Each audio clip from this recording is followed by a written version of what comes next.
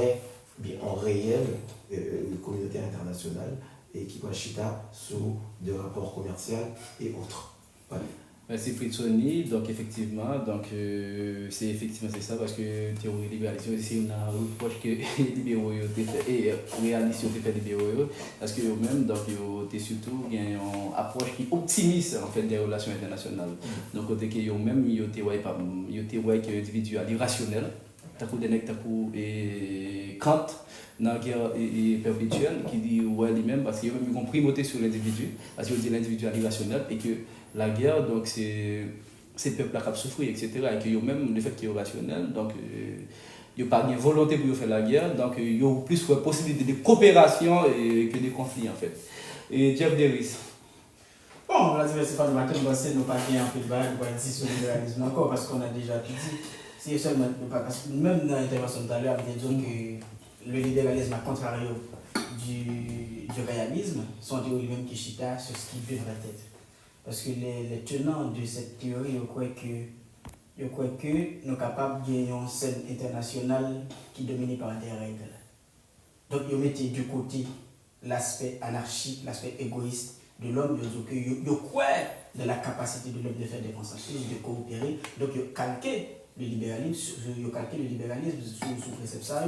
Donc, voilà, vous quand dit le libéralisme, c'est ce qui devrait être. Et puis, du libéralisme aussi, bon, de concepts qui parlent, par exemple, l'interdépendance. L'interdépendance entre les États, le droit international, parce que la scène internationale est capable de réguler par des droits. Donc, c'est un ensemble d'approches qui suggèrent un peu critique des réalistes que peut-être que nous calmerons sur tout à l'heure. Mais sinon, voilà, en gros, c'est ça. La théorie libérale. Donc voilà, on a déjà tout dit. Et voilà, effectivement, Jeff Davis, donc pour nous faire un résumé, donc pour internaute cap sur nous, il faut que nous disions internaute, c'est que le réaliste en fait, pour lui-même, acteur principal des relations internationales, c'est les États d'abord. Ils ont l'objectif et un principe statocentré que nous avons depuis les traités de Westphalie, et donc après la guerre de 30 ans, côté qui c'est l'État en fait qui est au centre des relations internationales. Et que même ils pensent que l'être humain est égoïste et qu'ils ont une vision qui pessimiste de l'homme, l'être humain est brutal, égoïste, il a la fête de la gloire, et que le fait que nous intérêts que nous gagnons pour tout le monde et que nous-mêmes nous gagnons objectif pour nous. Et tout le monde veut le même intérêt, donc nous avons plus de possibilités pour nous en conflit qu'en harmonie. Donc c'est ça qui caractérise donc, surtout le réalisme. Et les libéraux eux-mêmes qui savent mieux penser, c'est que eux-mêmes, pour eux-mêmes primauté en fait dans la question de relations internationales. Donc le premier acteur, le prisme en fait pour eux, c'est l'individu en fait, c'est pas l'État. Parce que pour eux-mêmes, l'État c'est une institution représentatrice. T'as connu comme Michael Noël, dit que l'État c'est une institution représentatrice. Donc l'État il gagne à l'intérieur et des individus, donc des groupes privés qui sont capables de faire pression et que en fait, parce que si nous avons un régime démocratique, par exemple, nous avons le libéralisme économique, nous avons le libéralisme républicain ou démocratique. Le libéralisme républicain ou démocratique pour lui, parce que le fait que nous avons un État démocratique, c'est que l'individuel il a un droit, il a un devoir, donc l'individuel est capable de pousser. Donc si lui pousse, il défend l'intérêt, il connaît que la guerre n'est pas bon pour lui, tant qu'on est aller dans la même logique, ça, c'est que nous sommes capables d'éviter une guerre. Et le libéralisme économique, c'est ça qu'on appelle l'interdépendance tout à l'heure. Si nous voyons une chronologie, pour moi, il pourrait sortir surtout après la Seconde Guerre mondiale. Parce que si tout le monde était évité la guerre mondiale. La première, en fait, comme dit. Non, la Seconde Guerre mondiale. Non. Parce que, non, en fait, quand je dis la Seconde Guerre mondiale, parce qu'il y a plusieurs théories qui disent que c'est la Première Guerre mondiale. Mais pour moi, c'est la Seconde Guerre mondiale. Parce que tu sais pourquoi? Parce que après la Première Guerre mondiale, l'État était ensemble de créer la Société des Nations, qui n'a pas empêché la guerre dans le monde. Parce qu'il faut comprendre, dans la théorie libérale, souvent ça y accède. C'est pas le échec, non. C'est échec. Ah, mais c'est ça comme nous voyons sur la Seconde Guerre mondiale. Vous n'avez pas de théorie réaliste? Non, le libéralisme. Là, écoutez, le libéralisme, c'est après la Seconde Guerre mondiale qu'on dit que les empires tenants de théorie libérale, les grandes démocraties ne se font pas la guerre. C'est pour ça que les grandes démocraties ne se font pas la guerre, parce que c'est un but et Société des Nations. C'était pour pas de guerre dans le monde et puis pour commencer des cafés. Donc c'est juste après la Première Guerre mondiale. Laisse-moi terminer. Ah non, parce que là où. Non, laisse-moi terminer. Là, parce que. Laisse-moi terminer. Vas-y. Mathé, laisse-moi terminer. Ouais. N'oublie pas, Mathé, tu es présentateur de l'émission, mais tu n'es pas intervenant. Bah oui, mais je dois aussi non, intervenir. il faut laisser les points de vue. Ok, il faut laisser les points de vue. Donc, écoutez, après la Première Guerre mondiale, les puissances participant à la Première Guerre mondiale, ils étaient ensemble pour dire qu'on a créé la Société des Nations. La Société des Nations, il a créé l'interdépendance entre États pour ne pas gagner guerre dans le monde là encore. Ok? Donc c'est pour ça, on parle de tenant du libéralisme. Voilà, le libéralisme, c'est la théorie par excellence. Effectivement, Mais c'est la première. Mais voilà, mais maintenant, pour aller gagner la Seconde Guerre mondiale, d'où l'échec Du libéralisme. Écoutez. Ouais, ça sert à rien. L'échec de la Société des Nations. Donc, étant donné l'échec de la Société des Nations, aussi l'échec du libéralisme. Donc, ensemble de principes sur lesquels le libéralisme est chita, pour pas gagner, parce que gagner dans le monde, parce que nous, mon côté qui gagne, pas gagner commerce. Au libéralisme, c'est le commerce qui chita. Donc, c'était échec Société des Nations, c'était aussi échec libéralisme. Maintenant, arrivé, donc, vient l'autre guerre, la Seconde Guerre mondiale. Donc, en un mot, voilà pourquoi on peut le réaliser sur Zou. En pilote, je réalise sur Zou, le libéralisme n'a jamais existé. Il n'a jamais existé. Donc, après la Première Guerre mondiale, surgit la Seconde Guerre mondiale. Donc, après la Seconde Guerre mondiale, qu'on y a là, les Yoshita, ils disent que qu'on y a là, nous parlons d'un monde qui parle de Chita sur le commerce. Donc, État, il y a tellement de liens entre eux, il y a tellement des intérêts qui sont interdépendants, le monde là n'est pas gagné. Donc, surtout, c'est après la Seconde Guerre mondiale qu'ils sont venus avec la fameuse phrase, les grandes démocraties, ils ne se font pas la guerre. Donc, depuis après 1945, est-ce que nous jouons une guerre frontale dans le monde après la grande puissance? Non. Donc, après la Seconde Guerre mondiale, nous jouons des guerres par procuration qui fait. Ok?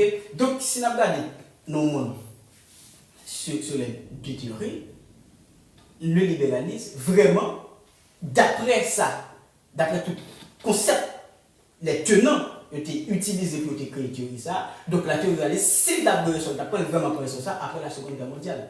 Parce que ça qui va peut-être nous dire côté auteur, nous avons dit bien raison, c'est que depuis après la Seconde Guerre mondiale, il n'y a pas eu de guerre mondiale dans le monde.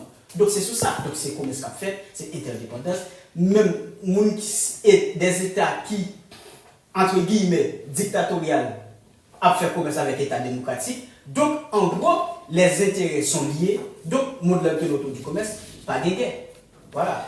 Non, mais en fait, pour me préciser, en fait, pour m'avancer pour dire, c'est que j'aime dit tout à l'heure et que j'ai précisé dès le début, le libéralisme il prend naissance en 1919. Non, Mathieu, attendez. Non, attendez. Non, fil parler. Non, on t'a parlé tout à l'heure. Non, Jeff, t'as l'air de capter l'émission. Non, attendez, faut attendre tout. Le libéralisme il prend naissance en 1919. Donc, et ou d'accord avec tout à l'heure, parce que l'autre dit le libéralisme il prend échec après la Première Guerre mondiale, parce que c'est des nations, il n'est pas arrivé, garanti, on perd, et on perd. Et tout le pays est en fait. Nous d'accord avec c'est ça. Non, attendez. Ça c'est le libéralisme classique. Attendez. Ça c'est le libéralisme classique. Attendez. Non mais faut attendre.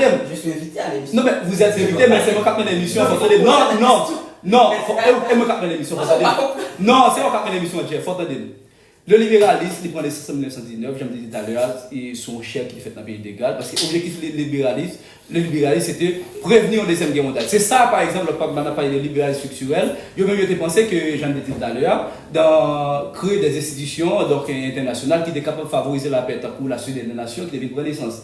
Donc, ça qui vient de passer, c'est que, suite à l'échec de la Société des Nations, pour être capable de garantir une paix, parce que la Deuxième Guerre mondiale, c'est bien qu'il va mettre à faux les tenants de la théorie libéraliste classique, en fait. Parce qu'après la théorie libéraliste classique, ça fait un néolibéralisme, en fait. C'est là où on a des auteurs comme Keonan, etc., qui prennent à l'avancer, surtout pour gagner la paix par le commerce et la paix par c'est ça le libéralisme économique. Il y a aussi le libéralisme républicain ou démocratique, côté que la démocratie ne se font pas la guerre, etc. Et ensuite, il y a le libéralisme institutionnaliste. Et c'est une base qui va caractériser par des cas, par exemple, de l'ONU et d'autres institutions, et ça fait le libéralisme, il y a même mieux ça les régimes internationaux. Les régimes internationaux, c'est un ensemble d'institutions qui mettaient en place, et FMI, Banque mondiale, etc. Parce qu'il dit que l'institution, c'est l'État même qui crée, en fait, c'est l'État. Donc, c'est ça, par exemple, de parler des structures anarchiques que réalistes ont dit tout à l'heure. Parce que les gens qui libéraux, qui ça veut dire eux-mêmes, c'est que, certes, ils sont conscients que le système international il est caractérisé par l'anarchisme, mais. Attends, non, t'allais. Mais, gagner, ça ne déclaré et compenser par le droit naturel. Et surtout les droits des gens qui anciennement les droits internationaux et notamment le régime international. Donc nous pas opposés, non par rapport à ce qu'on a dit. Parce que c'est peut-être nous même pas qu'on est tout à l'heure qui était peut-être en fait pas en difficulté mais qui était parce que monté d'accord avec parce que Société des Nations c'était échec libéral et c'est ça que par exemple dans la Deuxième Guerre mondiale réalisme va le prendre et terrain va le prendre territoire parce qu'on dit le libéralisme il a échoué en fait. C'est comprendre pas c'est comprendre mais ça me disait. On va parler de naissance libéralisme. Moi me dis que pour moi on parler du mot essor. Voilà, parce qu'il n'y a pas de naissance et essor, il y a une très grande différence. Nous vraiment l'essor du libéralisme, c'est après la Seconde Guerre mondiale. Parce que justement, si il y a surtout échec qui prend, Société des Nations, ensemble d'institutions qui étaient faites, qui n'ont pas respecté, l'Allemagne nazie qui vivait réarmer tête li.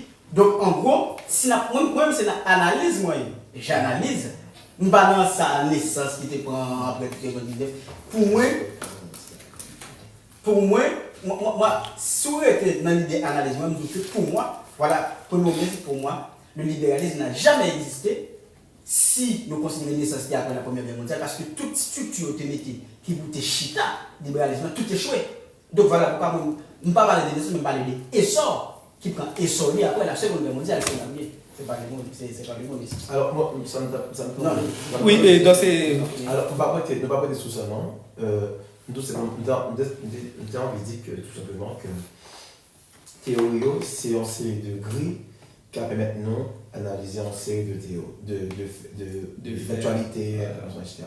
C'est-à-dire, nous n'avons pas besoin de faire un débat sous essence théorie, nature, et à quel moment on peut essence ou bien le parler sur eux, etc. Ou bien l'exposer aux yeux de l'humanité. Mais plutôt, en théorie, comme une série de grilles, de lunettes théoriques qui va permettre de comprendre l'actualité, ou voilà, on fait. Et mon cas de mieux, capsule mieux, pour être capable finalement de comprendre, mais saisir, on fait à travers différents courants. Théories, courants ou écoles, les paradigmes, les traditions, etc.